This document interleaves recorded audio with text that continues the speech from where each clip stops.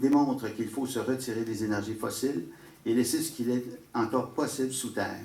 Aucune estimation n'a permis de démontrer à ce jour la rentabilité de l'exploitation des hydrocarbures sur l'île d'Anticosti. Les investissements faits et à faire seront rentables que dans 30, 50 ans, peut-être 75 ans. Et ces mêmes sommes investies dans les énergies renouvelables sous toutes les formes, géothermie, éolienne, hydroélectrique, solaire, biométhane, auraient un impact beaucoup plus positif sur l'environnement et plus porteur de création d'emplois d'avenir. La seule étude gouvernementale pour développer les énergies renouvelables est restée sur les tablettes car on connaît très bien les résultats. Pas besoin de lobbyistes pour faire passer le message. Depuis des années, le développement des énergies propres est bloqué par le lobbyisme minier et pétrolier. Il est temps que ça cesse. Je vais vous demander de conclure, M. Falaise. OK. Il me reste 3 paragraphes, ça paraît? Chacun. OK, merci. Les conséquences de l'augmentation du transport de produits dangereux sur des voies de chemin de fer souvent non sécuritaires par manque d'entretien des compagnies privées qui en sont des propriétaires risquent d'être catastrophiques. Les pipelines qui, malgré les promesses faites régulièrement, causant des dommages et des désastres écologiques dont les citoyens paient les conséquences, ce ne sont pas non plus une solution. La production de gaz à effet de serre non répertoriés mais connus, découlant des forages, du transport par gazoduc ou par camion et après la fermeture et l'abandon des puits, ne pas oublier qu'une majorité du gaz reste sous terre et continue de chercher une sortie vers la surface. Ça prendra le temps qu'il faudra, la nature n'est pas pressée. Et pour cette constatation, ce sont autant de possibilités de dépenses phénoménales qui réduiront ou anéantiront les quelques bénéfices que l'on projette en voulant développer cette exploitation.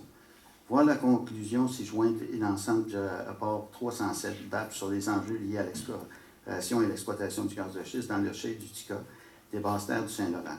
La gestion en bon père de famille n'existe pas au Québec actuellement et cela nous navre, car ce n'est pas uniquement dans ce secteur que cela se produit. Nous restons mobilisés pour nous opposer à toute démarche qui ne sera pas clairement justifiée et nous continuons d'informer nos concitoyens des enjeux liés au développement des énergies fossiles au Québec. Le Québec a la possibilité de développer des énergies nouvelles non polluantes pour l'avenir de sa population. Le gouvernement doit en avoir la volonté. Là nous semble le problème. Les énergies renouvelables, oui, les énergies fossiles, non, pour l'avenir de nos enfants.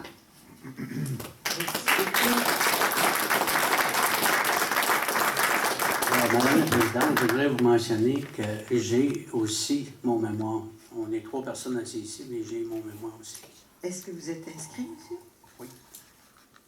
Richard Chartier. Moi, je ne l'ai pas. Je ne l'ai pas en inscription. C'est Jean Falaise. Je l'ai marqué dans le paragraphe. Oui, mais ce qu'on avait compris, à moins que je me trompe, c'est que vous étiez accompagné de ces 2 personnes-là et qu'il n'y avait pas, je ne sais pas où est Geneviève, mais qu'il faut, pour déposer un mémoire, il faut s'inscrire derrière. Vous avez toujours le temps de le faire. À ce moment-là, vous passeriez un petit peu plus tard, parce qu'il faut prendre le temps. Très bien. Je vous en prie, monsieur. Est-ce que vous avez des questions, des commentaires, messieurs, dames, les co-présidents? Moi, j'en ai pas, c'était clair. Si vous permettez, nous avons amené 2 exemplaires du PAP numéro 307 pour remettre au ministre Arcan et au premier ministre Couillard. Ils ne semblent pas écouter les semblent rapports. pas l'avoir lu. Ouais. Est-ce que je pourrais donner un seul commentaire ou je le donnerai tantôt? Si vous voulez le faire rapidement, Oui. je ne pourrais pas prendre votre mémoire maintenant. Bon, ce que je vais faire, je vais donner ma conclusion, qui est quelques lignes. D'accord. Sur mon mémoire. OK. Et j'aimerais rajouter aussi, quand Mme Nicole Jeté a eu une question sur ce qu'en était de notre confiance vis-à-vis l'ES. Moi, je peux vous dire que ça fait 5 ans que j'assiste, que j'étudie le soir, tard. Je suis retraité, j'ai passé 5 ans de ma retraite pour mes petits-enfants, pour m'assurer que cette industrie-là, est-ce que c'est bon, c'est pas bon, et d'avoir les 2 côtés de la médaille. J'ai voyagé, je connais l'Alberta, je connais les provinces, je connais les produits chimiques, je connais le transport, j'ai été 40 ans sur le transport. Je peux vous dire une chose, je ne reconnais pas certaines personnes ici qui étaient déjà à l'ES pour les gaz de schiste, qui n'ont jamais su répondre à nos questions. Mais par contre, on voit que le BAP nous a donné raison. Merci, M. Chartier. effectivement. Alors, on entendra M. Chartier, M. Guillemette à la suite. Si vous C'est le pas long. faites rapidement, monsieur Très Guillemette, rapidement. monsieur Oui, Guillemette. un instant. Moi, je vais m'inscrire pour plus tard. Parfait, C'était quelques commentaires parfait. avec une petite Merci. clé USB.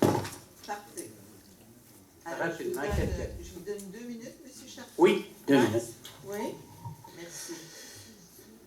En conclusion, ne reconnaissons pas cette EES, nous connaissons les enjeux et les risques liés à cette industrie et ces vendeurs de fausses réalités, des enjoliveurs de chrome qui ternissent le Québec et sa nature.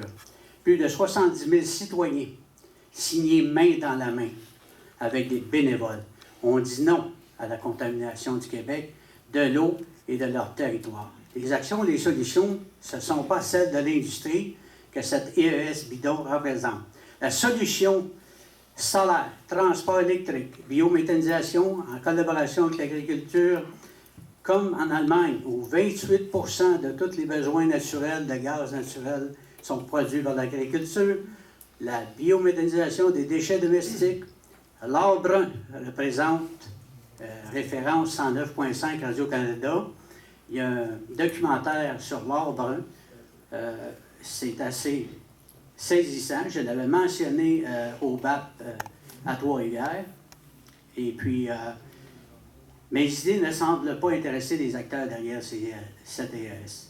Dans ce mémoire, vous avez l'image que vous projetez au peuple qui veut un changement réaliste et réel au changement climatique. Vous êtes ici